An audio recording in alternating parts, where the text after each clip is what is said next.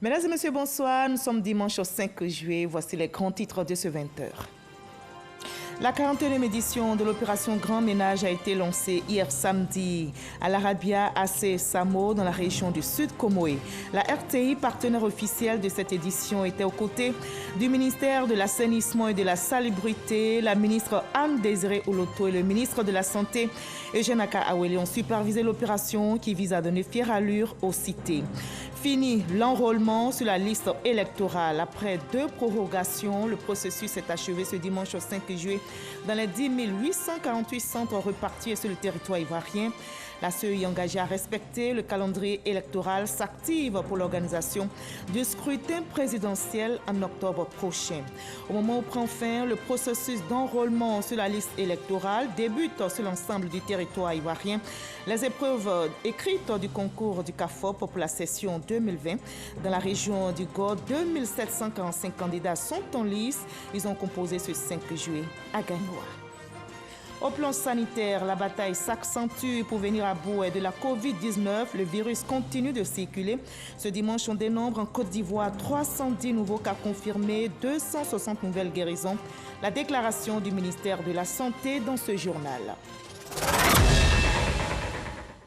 Soyez les bienvenus sur RTI1. Nous commençons tout de suite par l'opération Grand Ménage qui vise à donner fière allure à nos cités. La 41e édition a été lancée hier samedi à l'Arabia, AC et Samo dans la région du Sud Comoé. La RTI, partenaire officiel de cette édition, était sur le terrain. La ministre Anne-Désirée Oloto et le ministre de la Santé Eugène Aka-Awele ont supervisé l'opération marquée, entre autres, vous allez le voir, par des activités de nettoyage et de remise de kits de salubrité. Grâce Kandou.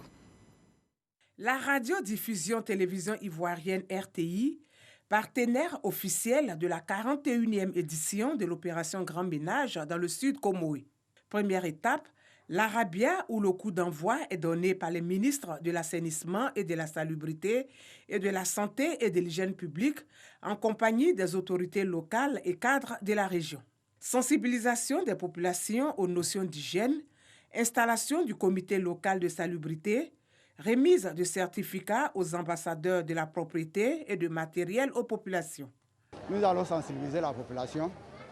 Chacun va nettoyer devant sa cour. Et puis choisir un jour, comme Madame la ministre l'a dit, ensemble maintenant fédérer nos forces pour essayer de nettoyer un peu l'Arabia.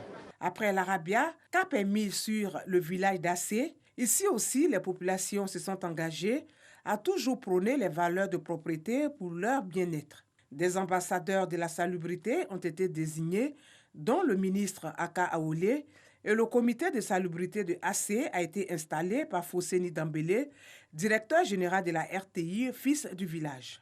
Pour maintenir le cap de la salubrité, les populations d'AC ont aussi reçu leur dotation en matériel.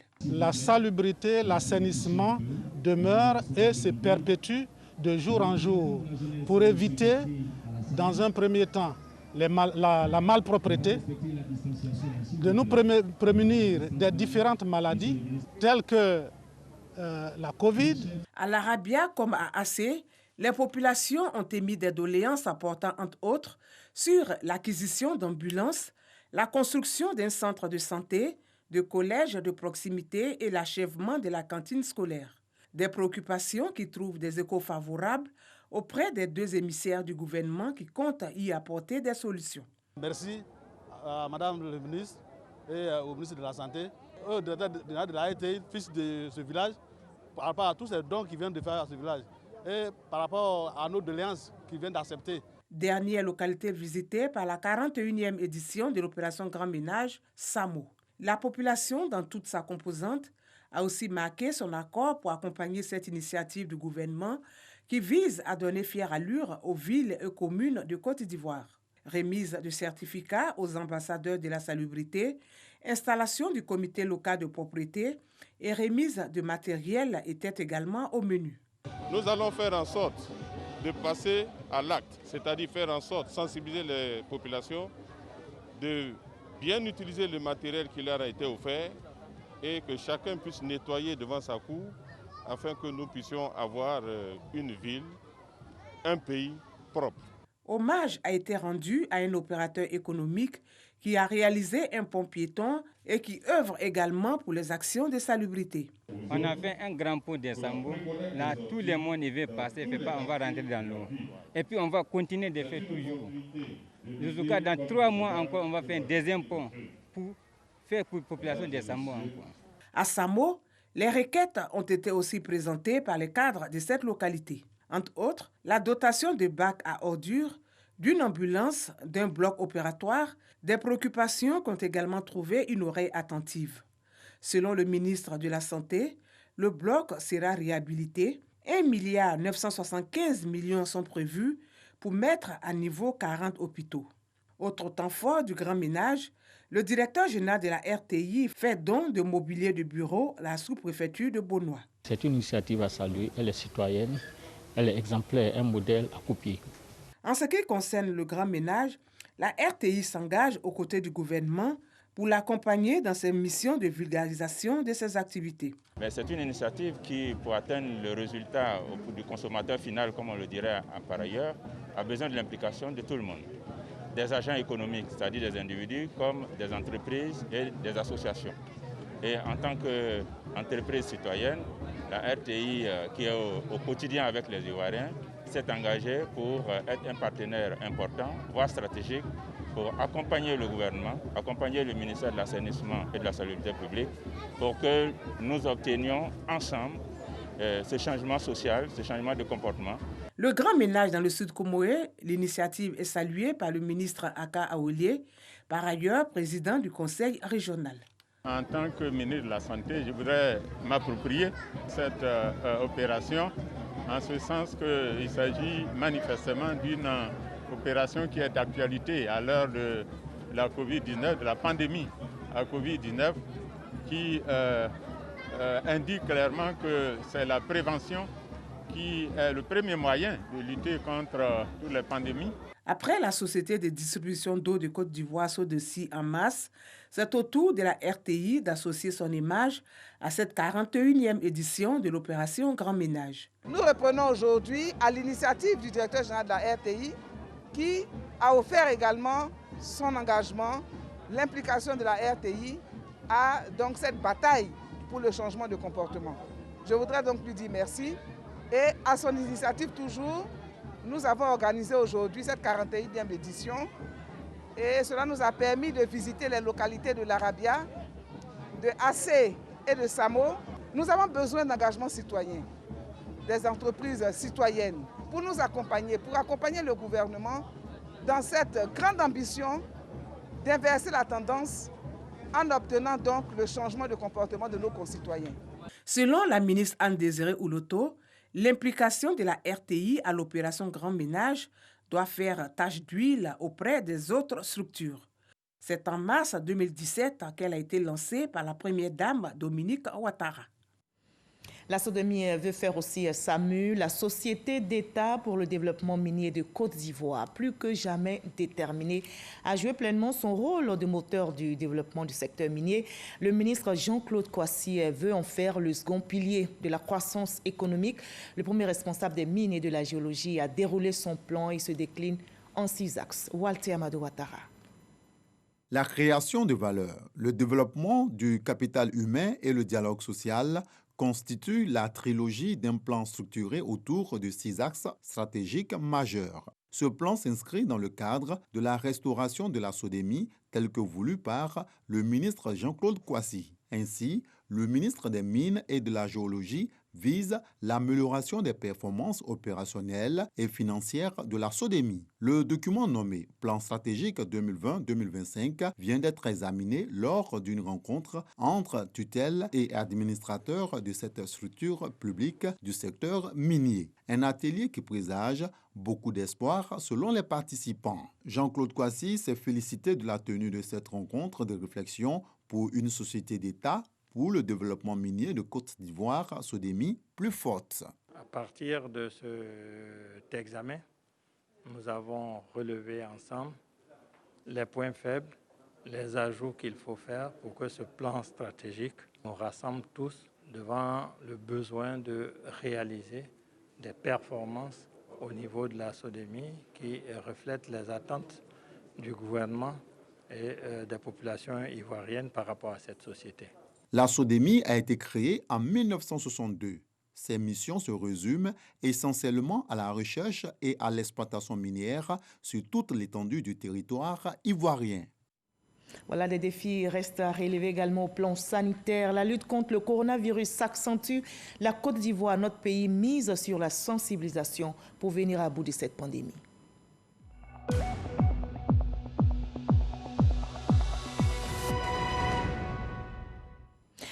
Et le coronavirus qui continue de circuler. Ce dimanche, on dénombre dans notre pays 310 nouveaux cas confirmés, 260 nouvelles guérisons. Nous écoutons le directeur général de la Santé, professeur Mamadou Samba, au micro de Cheikh Koné.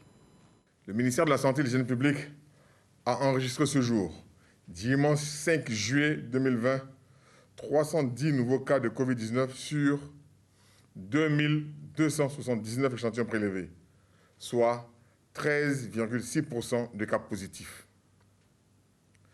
260 guéris et 2 décès.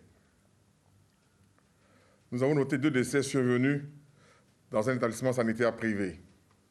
Il s'agit d'un patient de 66 ans, obèse et hypertendu, et d'un autre de 49 ans, hypertendu. Le ministre de la Santé et de l'Hygiène publique présente ses condoléances aux familles éplorées. À la date du 5 juillet 2020, la Côte d'Ivoire compte donc 10 772 cas confirmés, dont 5 067 personnes guéries, 74 décès et 5 631 cas actifs. Le nombre total d'échantillons est de 64 484. Le ministre de la Santé et de l'Hygiène publique rappelle que seul le respect des mesures barrières peut nous permettre de rompre la chaîne de transmission et de contrôler la pandémie sur notre sol. Il recommande donc à toute la population un strict respect de ces mesures barrières et notamment le port du masque lorsque nous sommes dans les lieux publics afin de nous protéger et de protéger les autres. N'oublions pas que c'est nous qui déplaçons le virus. Le ministre de la Santé et de l'Hygiène publique en appelle donc à la discipline et à la responsabilité de tous et de chacun si nous voulons stopper la transmission du virus. Si vous toussez, avez de la fièvre, des difficultés respiratoires, une perte de goût et de l'odorat, n'hésitez pas à vous rendre dans un des centres d'accueil de dépistage Covid-19 ou appeler les numéros gratuits suivants, le 101, le 119, le 125 et le 143. Le ministre de la Santé et de l'Hygiène publique remercie et félicite tous les acteurs du système de santé pour leur engagement et leur dévouement dans la lutte contre la pandémie.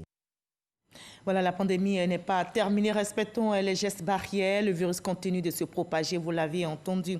En Afrique, notamment en Guinée, on dénombre 5 570 cas confirmés, 34 décès. Au Nigeria, 28 167 cas confirmés, 634 décès. Au Kenya, 7 886 cas confirmés, 160 décès.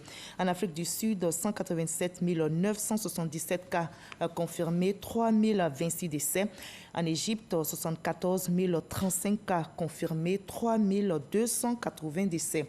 Et dans le monde entier, on dénombre ce jour 111 469 646 cas confirmés, 6 489 415 personnes guéries et 535 067 décès. On continue donc la sensibilisation.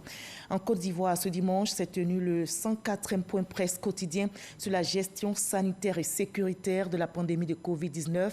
Le ministère de la Santé et de l'Hygiène publique appelle à la vigilance, au respect scrupuleux des gestes qui sauvent, les gestes barrières pour empêcher cette maladie.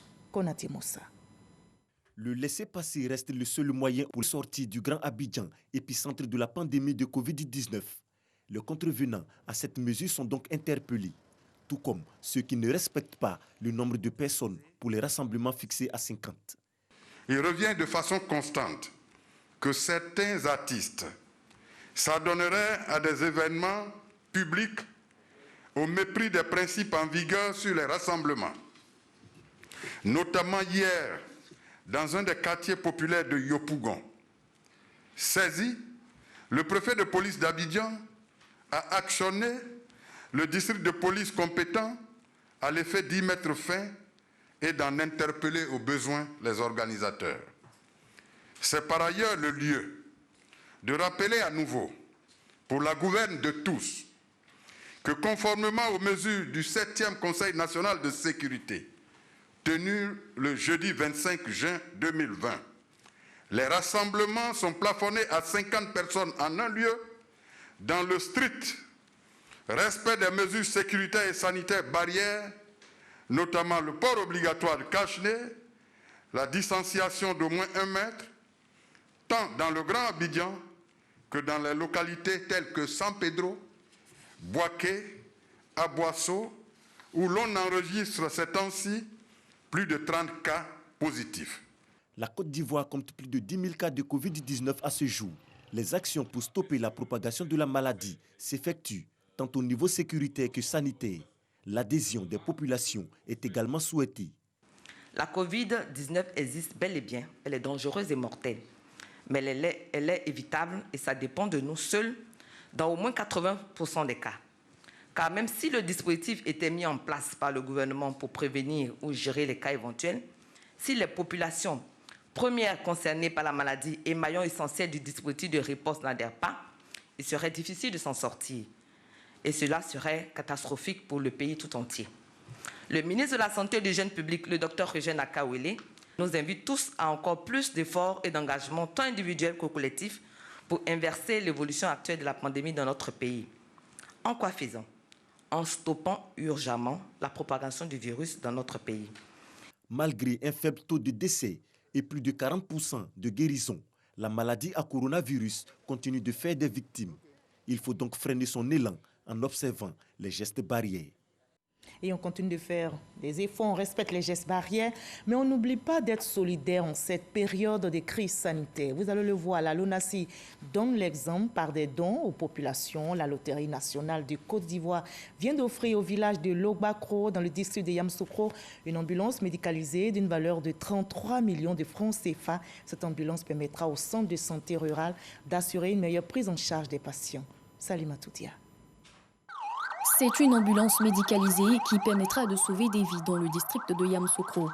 C'est un don d'une valeur de 33 millions de francs CFA de la Loterie nationale de Côte d'Ivoire, l'ONACI, au centre de santé rural de Logbakro. En mettant cette ambulance à la disposition de la population de Logbakro, la LONACI est heureuse d'apporter sa modeste pierre à la politique de développement du président de la République, son Excellence, M. Alassane Ouattara. Je souhaite que cette ambulance permette d'améliorer sensiblement la qualité de la prise en charge sanitaire de la population de Logbakro. La cérémonie qui nous réunit ce jour se tient dans un contexte particulier, la pandémie de la Covid-19. En tant que première entreprise citoyenne de notre pays, la LONASI a pris toute sa place dans ce élan national de solidarité. Une solidarité qui permettra ici d'améliorer la prise en charge sanitaire avec l'évacuation des malades du centre de santé rural vers le CHR de Yamoussoukro. Cadre de la région du Bélier, le ministre du Commerce et de l'Industrie Souleymane Diarra a salué cette promotion du social de la LONASI en faveur des populations. Notre cité est aujourd'hui en pleine construction, notamment à travers des travaux importants qui sont menés pour la réfection des voiries et également d'autres édifices que je ne saurais citer. Mais mettre à disposition cette ambulance, en tout cas, va sauver des vies, va venir en rajouter par rapport à la qualité en termes de places sanitaires du district autonome de Yamoussoukro. Au-delà de Logbakro, cette ambulance également va sauver des vies au niveau de l'autoroute à Abidjan-Yamoussoukro, notamment pour ce qui concerne l'évacuation sanitaire également des éventuels accidentés. Cette ambulance s'ajoute au catalogue des œuvres sociales entreprises par la LONASI, notamment la construction de salles de classe, salles multimédia ou encore d'hydrauliques villageoises améliorées. L'amicale des institutrices de la zone industrielle de San Pedro tisse aussi la chaîne de la solidarité en volant au secours des nouveau-nés de leur maman. Ces enseignantes leur ont fait don de vivre et non vivre. C'était au CHR de San Pedro. Et ce n'est pas tout. Elles ont également donné un peu de leur sang au centre de transfusion sanguine pour sauver des vies. Sam Kona. Les institutrices de San Pedro disent non à la propagation de la maladie à coronavirus, surtout chez les nouveau-nés et leurs mamans. Réunies au sein d'une amicale dénommée Amicale des institutrices de la zone industrielle, elles se sont rendues au CHR, Centre hospitalier régional de San Pedro, ce samedi, les bras chargés de vivres et de non-vivres. De chambre en chambre, à la maternité, puis à la pédiatrie, elles ont offert des kits alimentaires et sanitaires à chaque nouvelle maman et à son bébé. Nous sommes venus à la maternité pour faire des dons aux nouveau-nés et aux mamans qui sont dans le besoin. C'est pour dire que les instituts de San Pedro de zone industrielle, nous ne sommes pas en marge. Nous venons pour apporter nos soutiens aux mamans et aux bébés aussi. Un geste salué par les bénéficiaires. Vraiment, ça me fait plaisir parce que je ne m'attendais pas. Voilà, c'est une surprise pour moi, vraiment. Je leur dis vraiment merci. Les instituts, je les remercie. Que le Seigneur les bénisse et que vraiment ils continuent leur travail.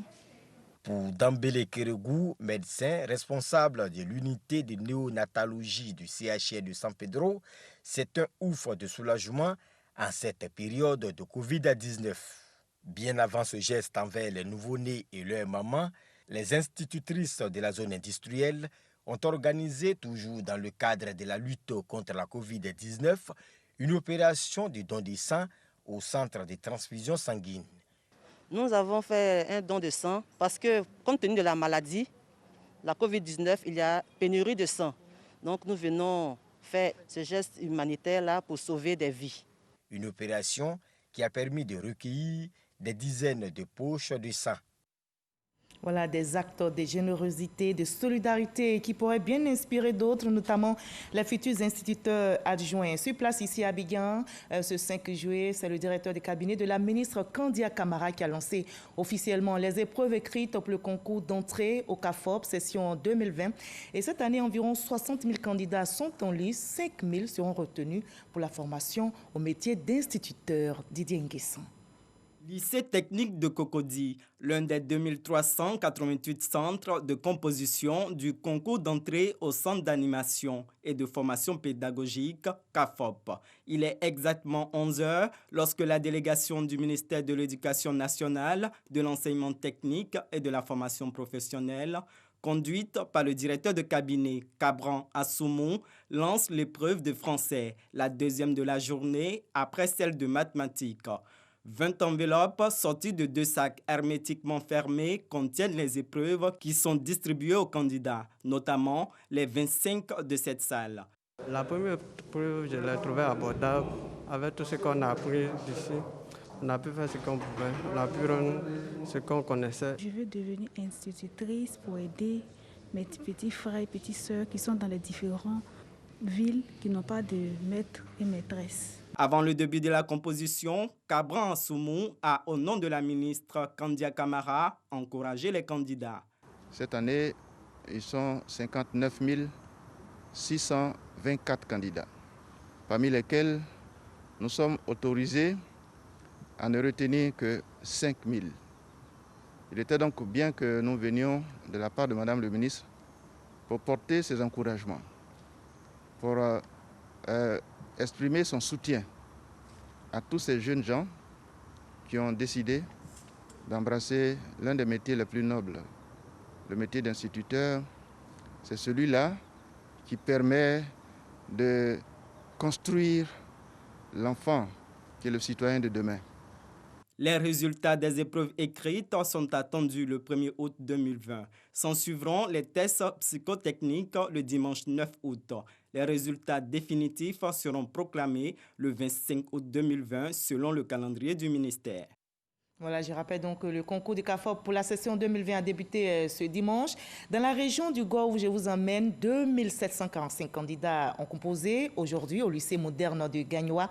Ils sont candidats, je rappelle, au concours direct d'entrée au CAFOP pour le compte des instituteurs adjoints. Chef Koné. Il est 7h45 au lycée moderne de Gagnoa. Les candidats au concours d'entrée dans les centres de formation pédagogique sont en place. Les épreuves écrites du CAFOP 2020 peuvent démarrer sous la supervision des autorités administratives de la ville, accompagnées du chef de cabinet du ministre de l'Éducation nationale. Dans la région du Gor, ce sont 2745 candidats qui se lancent à l'assaut du Sésame, qui leur ouvrira les portes de la fonction enseignante.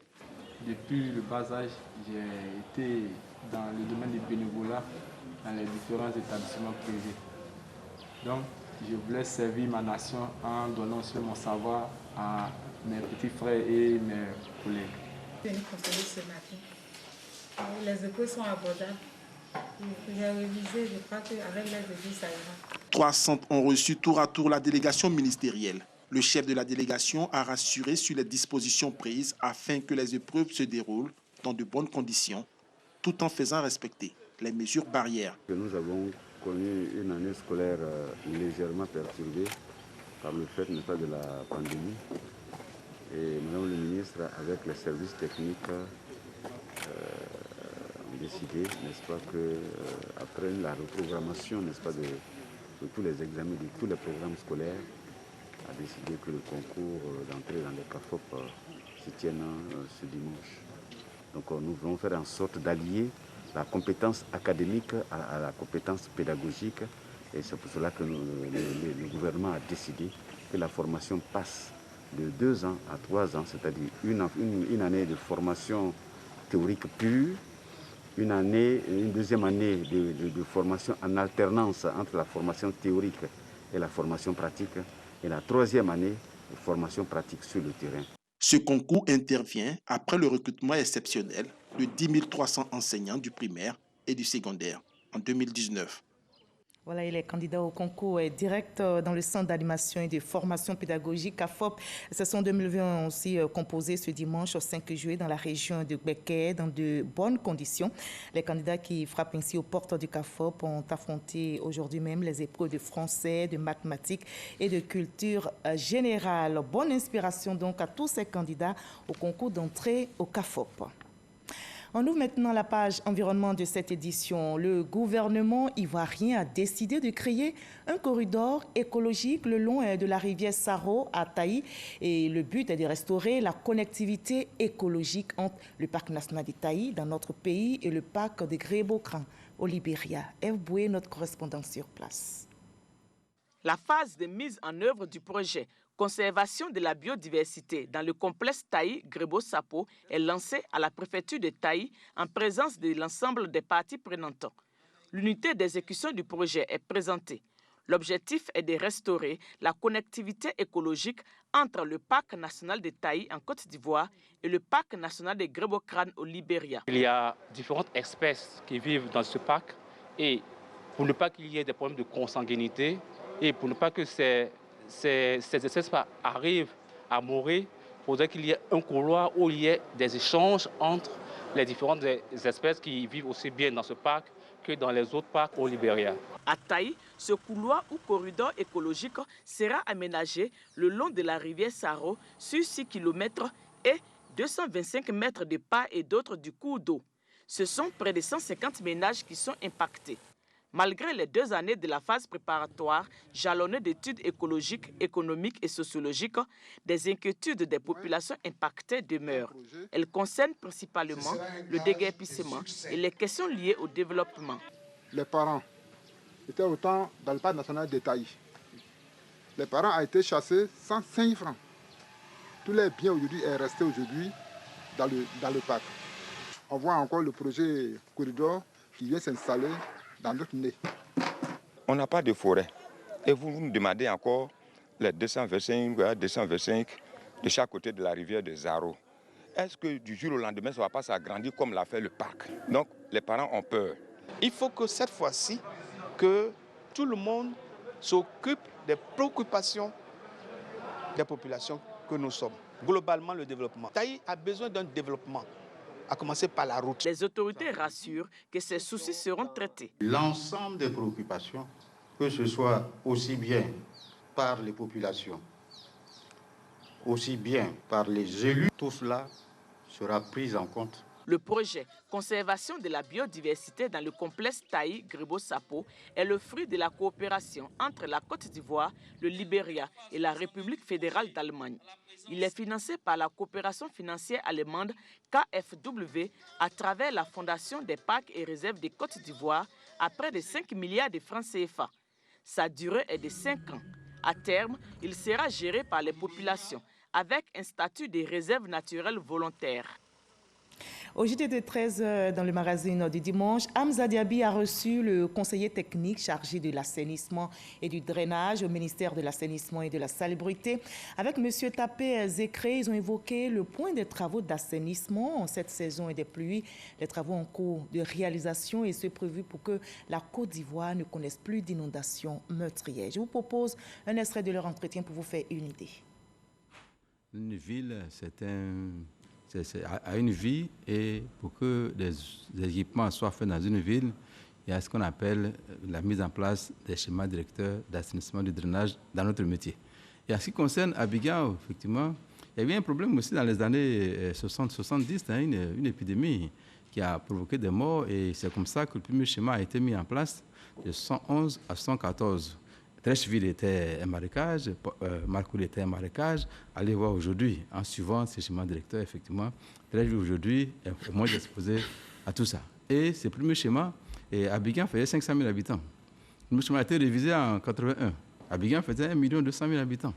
Et ce schéma vient d'être révisé en 2018. Et en temps, il y a eu la multiplication, effectivement, des aménagements urbains. Il y a eu la densification des quartiers et une urbanisation croissante qui s'en est suivie. L'occupation des espaces verts, naturels. Voilà un peu les problèmes. Donc la solution serait quoi? La remise en œuvre d'un nouveau schéma directeur qui est même déjà fait et qui a été adopté l'année dernière par le gouvernement l'année dernière, oui. Qui a fait l'objet d'une table ronde. Et ce schéma directeur ne couvre pas seulement la ville d'Abidjan, il couvre aussi Agnama, Benjerville, couvre Songon, dont le district vraiment d'Abidjan, qui a abouti à des conclusions que vraiment nous conseillons de suivre. Oui. Même parallèlement au schéma directeur, pour ne pas que de nombreux problèmes vraiment viennent endeuiller encore la vie d'Abidjan, le gouvernement a pris d'autres actions urgentes qui se font. Par exemple, avec certains bailleurs de fonds comme la BOAD, dans le bassin de Gourou, pour l'Indénier, avec donc la Banque mondiale, donc qui vient d'être signé pour 188 milliards pour effectivement Bassam, pour Palmeraie, pour Boaké, pour Yopougon, et tout ça. Ça, c'est dans l'urgence. Maintenant, dans la mise en œuvre du schéma directeur, Madame le ministre de l'Assainissement et de la Salubrité a signé vraiment des protocoles avec tous les bailleurs. Ça c'est ficelé. Il est question de passer maintenant au contrat commercial, mais ça demande que les études soient faites pour qu'effectivement on apprécie bien les problèmes qu'il y a à faire sur le terrain. L'urbanisation s'est faite de façon rapide. Les quartiers ont été densifiés, mais la boussole est là maintenant. Il faut suivre la boussole. Dans l'actualité nationale également, notez que c'est la fin de l'enrôlement sur la liste électorale. Après 2 prorogations, le processus s'est achevé ce dimanche 5 juillet dans les 10 848 centres repartis sur le territoire ivoirien.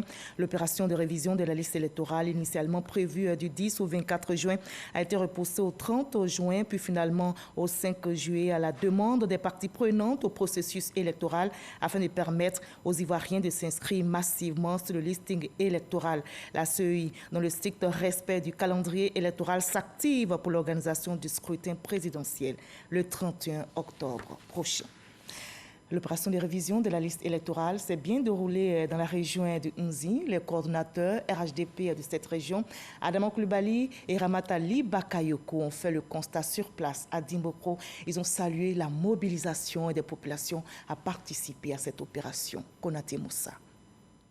Ils étaient sur le terrain pour sensibiliser les populations à s'inscrire sur la liste électorale. À quelques heures de la fin de l'opération, bilan satisfaisant pour Adama Koulibaly et Ramatali Bakayoko. Les 2 responsables du RHDP de la région d'Inzi se félicitent de l'engouement des populations. Et je voudrais saluer déjà nos équipes qui travaillent nuit et jour. Et nous avons vu que la mobilisation est très bonne. La prolongation a fait du bien, puisque ça a permis de sensibiliser à nouveau les populations, les jeunes et les femmes. Cible importante de l'opération, les nouveaux majeurs étaient au centre de la sensibilisation. Le ministre Adama Coulibaly se dit satisfait de leur adhésion au processus d'enrôlement sur la liste électorale. Ce qui veut dire que le message a été compris. Donc il est important que les uns et les autres puissent s'inscrire sur la liste, de sorte que le 31 octobre, chacun puisse exprimer son suffrage en faveur du candidat qu'il souhaite. Et nous souhaitons que ce candidat-là soit notre candidat, qui a le meilleur profil et qui est le candidat qui peut en fait poursuivre l'œuvre gigantesque qui a été menée par le président Alassane Ouattara à la tête du pays depuis 9 ans maintenant. Fini donc la révision de la liste électorale. Place maintenant à la mobilisation des électeurs pour l'élection présidentielle prévue dans 4 mois. Voilà, et avant la clôture de cette opération de révision de la liste électorale, le ministre Kobena Kwasi Adjoumani, vous allez le voir visiter des centres d'enrôlement du département de Tanda. Il a pu constater l'engouement suscité par cette opération. On en sait plus avec notre reporter Mamadou Kwasi. Le centre d'enrôlement de Tenko, pris d'assaut par les pétitionnaires à quelques heures de la clôture de l'opération. Un engouement des dernières minutes expliqué par les populations de ce village, situé dans la sous-préfecture de Tanda. Après le culte, mon grand frère m'a dit que les papiers pour l'enrôlement sont arrivés. Donc c'est pourquoi nous sommes là à cette heure-ci, pour venir nous faire enrôler. Je peux prendre les jugements pour aller faire. Donc il y a plus les jugements, ils sont allés faire. Aujourd'hui, ici à la maison, on dit c'est arrivé. Donc il a couru pour arriver ici. On veut voter pour nous, les enfants, pour nous tous. Au début, c'était lent. On recevait environ 5 personnes par jour. Quand ils ont ajouté la semaine, on a commencé à recevoir 10 personnes par jour. Et aujourd'hui, nous sommes envahis. Pour s'assurer du bon déroulement de cette opération réservée exclusivement aux retardataires, le ministre Kobena Kwasi Adjoumani, coordonnateur régional du RHDP du Gontougo, a visité quelques centres d'enrôlement. Il se dit satisfait de l'engouement et surtout des résultats obtenus dans la région du Gontougo. Il y a 8 jours, nous étions à 11 000. Aujourd'hui, selon les derniers chiffres qui viennent de nous être communiqués, nous sommes à 29 600 inscrits. Cela veut dire que la moisson, pour nous, est très abondante. N'eurent été les difficultés constatées au niveau donc de ces enrôlements, à savoir que les documents ne parvenaient pas aux populations comme il le fallait. En tout cas, aujourd'hui, là, on serait allé à 50 000 et même au-delà. Avant cette visite de terrain, le ministre Kobena Kwasi Adjoumani a assisté à une cérémonie de prière et de bénédiction à l'endroit du président de la République. Un moment de spiritualité qui a réuni l'ensemble des imams du département de Tanda pour la lecture intégrale du Saint-Coran à plusieurs reprises. Une rencontre qui a bénéficié de la solidarité de l'ensemble des populations du village de Tenko, qui ont été exhortées à œuvrer pour la paix et surtout pour le développement de la Côte d'Ivoire. Je vous propose à présent un tour de l'actualité à l'étranger dans le 7 sur 7. Qu'est-ce qui a marqué l'actualité internationale cette semaine? Élément de réponse avec Gabriel Zani.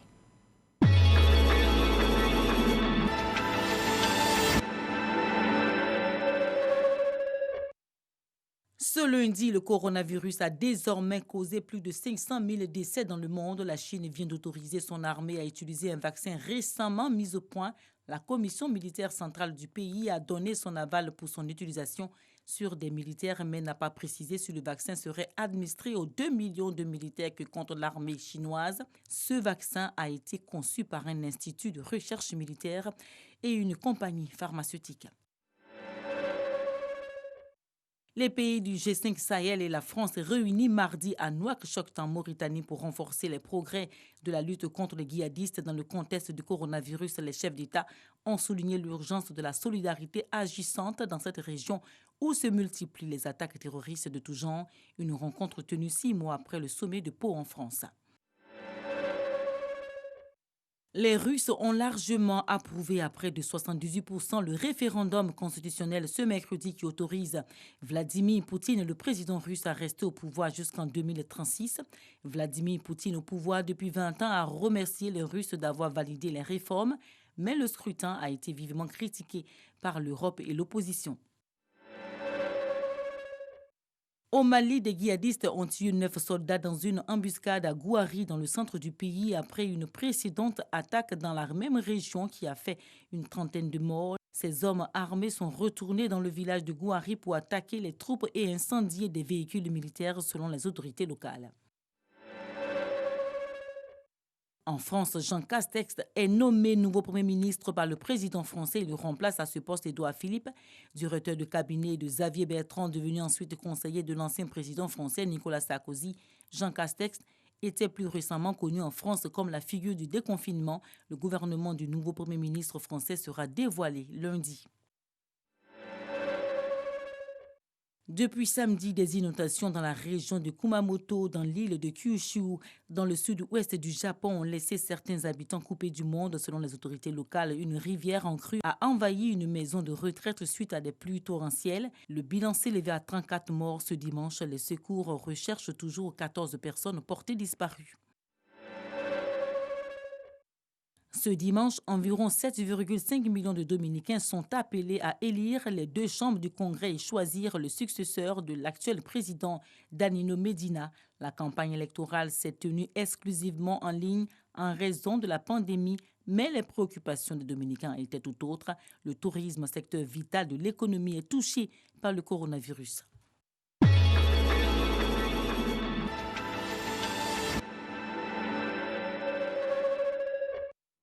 Voilà, ainsi va le monde. Très bonne soirée. Demain 20h, retrouvez Fatou Fofana. N'oubliez pas, prenez soin de vous.